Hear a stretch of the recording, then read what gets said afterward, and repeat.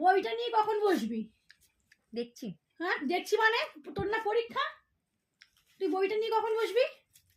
খাই আগে তারপরে বলবি তো? দেখছি। আগে খাই তারপরে দেখছি। আগে খাই মানে খেতে কতক্ষণ লাগে তোর? আর তোর রোলটা কে কিনে দিল?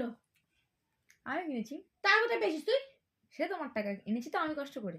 ও টাকা পেয়েছো আর তুমি রোল কিনে চলে এসেছো। আর বই পড়ার কথা আর নেই, তাই তো?